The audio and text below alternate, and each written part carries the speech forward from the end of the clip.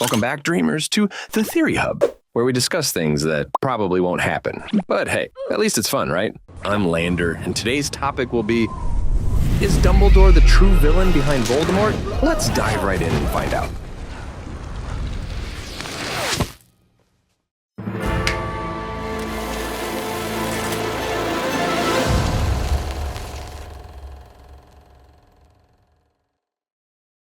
This theory raises some suspicious actions and behaviors of Albus Dumbledore, suggesting that perhaps Dumbledore, a kind, lovable wizard and headmaster of Hogwarts, is actually a master manipulator, responsible for the destruction of Lord Voldemort's soul.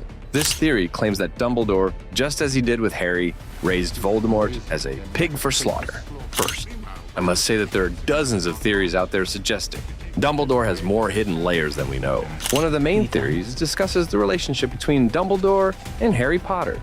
Fans suggest that Dumbledore deliberately groomed Harry to be a sacrificial lamb, knowing that eventually Harry would have to die to destroy the Horcrux within him. This theory explains that Dumbledore manipulated every step Harry took and only revealed crucial information when necessary, potentially guiding Harry toward his predetermined fate. Other theories paint Dumbledore as a master manipulator regarding his relationship with Snape. In the series, Dumbledore convinced Snape to become a double agent, using Snape's love for Lily Potter as leverage. Dumbledore carefully kept Snape's true loyalty a secret from Harry and the Order of the Phoenix, allowing him to manipulate events and Snape from behind the scenes. But no theory, at least none that I have seen, suggests that Dumbledore could manipulate the future Dark Lord Voldemort. But who knows Voldemort better than the man who pulled him out of Wool's orphanage? And who could manipulate him better than the one who introduced him to the magical world? Let's delve into the details. 1. The first encounter between Albus Dumbledore and Tom Riddle took place in 1938, when Dumbledore visited Wool's orphanage to invite Tom to attend Hogwarts School of Witchcraft and Wizardry. During this meeting, Dumbledore informed Tom of the existence of the wizarding world and his magical heritage. Tom, who had sensed his own power, was very interested in the prospect of studying at Hogwarts. At that time, Tom was an 11-year-old orphan who had shown signs of magical ability, but he was also known for his manipulative and cruel behavior toward the other children in the orphanage. Outwardly, Tom appeared harmless, but inside he was a dark, hateful force, willing to do anything to cause others pain. This encounter between Dumbledore and Tom Riddle was significant, as it marked the beginning of their complex relationship throughout the series. It also highlighted Dumbledore's role in the early life of one of the most dangerous dark wizards in history, raising questions about the extent to which Dumbledore may have influenced Tom's transformation into Lord Voldemort. From the start, from their first meeting, Dumbledore was cautious and wary of the boy, sensing Tom's dark nature and potential for evil. Despite all the warning signs, Dumbledore decided to invite Tom to attend Hogwarts, hoping that the school and a new environment would positively change Tom's life. 2. Hogwarts. At least that's what we are led to believe. The theory we are discussing today suggests that Dumbledore, after sensing the darkness in Tom from the beginning, began to manipulate the boy. When Tom Riddle eventually enrolled at Hogwarts, he was sorted into Slytherin, which was fitting since he was a direct descendant of Salazar Slytherin, the house's founder. As he grew older, Tom quickly became known for his charm and intelligence, excelling in his studies, and becoming a prefect in 1942 until his graduation in 1945. Tom did not have any real friends, but he certainly formed relationships, with Dumbledore describing his group as, the older he had got at school, the more he gathered about him a group of dedicated friends. I call them friends, for want of a better term, although as I've already indicated, Riddle undoubtedly felt no affection for any of them. This group had a kind of dark glamour within the castle. They were a motley collection, a mixture of the weak seeking protection, the ambitious seeking some shared glory, and the thuggish gravitating towards a leader who could show them more refined forms of cruelty. In other words, they were the forerunners of the Death Eaters, and indeed, some of them became the first Death Eaters once they had left Hogwarts. However, an exception was Dumbledore, who always kept a wary eye on Riddle from the beginning.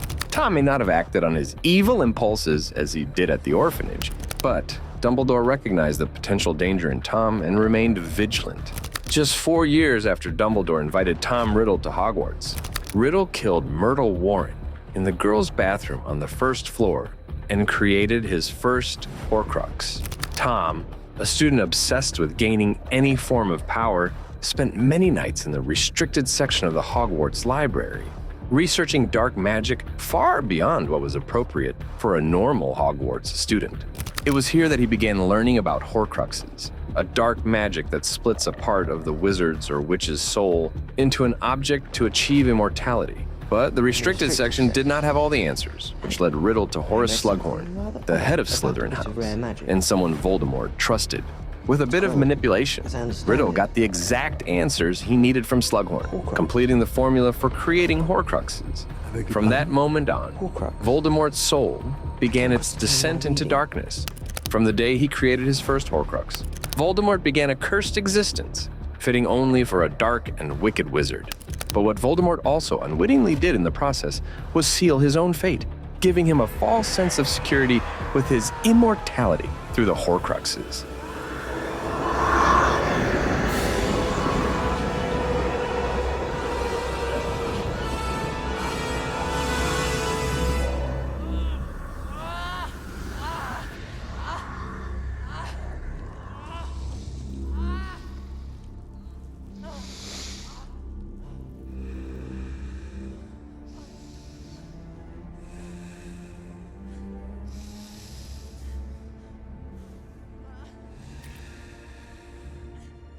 About time. 3.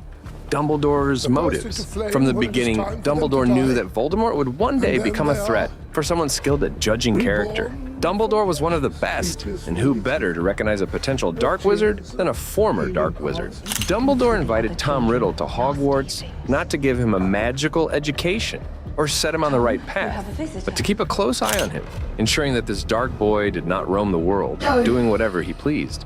And through observing Tom Riddle's actions over the years, the late nights in the restricted section, manipulating other students, etc., Dumbledore grew more certain of his initial assessment. That's why just a few years after Tom Riddle started at the school, Dumbledore placed a book about Horcruxes in the restricted section, making it clear enough for young Tom Riddle to find. Tom Riddle made no secret of his desire to become immortal, and he discussed it with his group many times. However, what he did not know was that he was being watched by Dumbledore's keen eye. How could Dumbledore justify letting the heir of Slytherin roam around Hogwarts Castle unsupervised? And since Dumbledore knew about Tom Riddle's obsession with becoming immortal, he decided to use this information to his advantage. By placing a book about Horcruxes in the Hogwarts library, he deliberately set Voldemort on a path of self-destruction, knowing that a shattered soul and a false baseless sense of security with his immortality through Horcruxes would only weaken Tom Riddle in the long run. We know that Riddle eventually turned to Horace Slughorn to fill in the gaps about Horcruxes. What we never find out, however, is how Horace Slughorn knew about Horcruxes. In the wizarding world, knowledge of such supreme dark magic is not common, which is why I think Dumbledore, a former dark wizard, discussed it with Horace before Riddle talked to him, before placing the book for Riddle to find and gently nudging him in that direction. Dumbledore had a candid conversation with Slughorn about Horcruxes, where he tried to educate the Slytherin head of house on the matter. And by doing this, Dumbledore planted the seed of knowledge in Slughorn's mind, preparing him with the answers for the day when young Tom Riddle came to him with questions. From the moment young Riddle completed the puzzle to create Horcruxes, he began his dark journey to split his soul and cement his immortality. In 1942, he created a Horcrux from the diary. In 1943, he created a Horcrux from the ring. In 1946, he created a Horcrux from the cup. And sometime between 1946 and 1979, he also created Horcruxes from the locket and the diadem. In 1981, Voldemort accidentally created his sixth Horcrux, Harry Potter. And in 1994, Voldemort created his final Horcrux, Nagini. Dinner.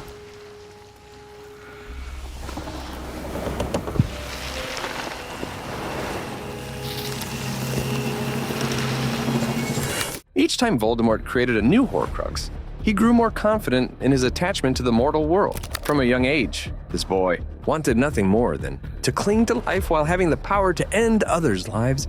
But what he never knew was that the kind, loving old man Dumbledore, who visited him at the orphanage, was pulling the strings all along. Voldemort placed great value on his Horcruxes, but they came at the cost of his soul. Each time he created one, he became less human and increasingly dependent on those objects for his existence. Dumbledore knew all along what Voldemort was capable of, but he did not intend to kill a child in an orphanage. Instead, he let Voldemort's life play out, pulling his strings along the way and letting Voldemort create his own downfall for the day he pushed things too far.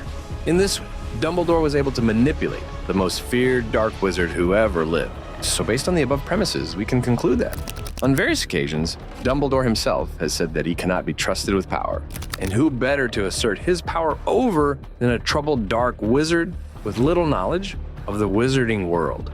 In the books and movies, we are led to believe that Dumbledore had no knowledge of Horcruxes. In fact, the earliest time we are led to believe that Dumbledore became aware of Horcruxes was around the time Harry's parents died, when he told Snape that Voldemort would return. I think Dumbledore knew about Horcruxes much earlier than that, and I think he may have toyed with young Tom Riddle in the same way he may have with young Harry, raising him as a pig for Slaughter. And that's our entire theory about it. Is Dumbledore the true villain behind Voldemort? Thank you very much for patiently watching the entire video. If you like our theories, please leave a number 1. If you're not satisfied with something, don't hesitate to share it with us. And don't forget to suggest topics you want to see from Theory Hub so we can serve you better. This is Lander from the Theory Hub, wishing you all a great day.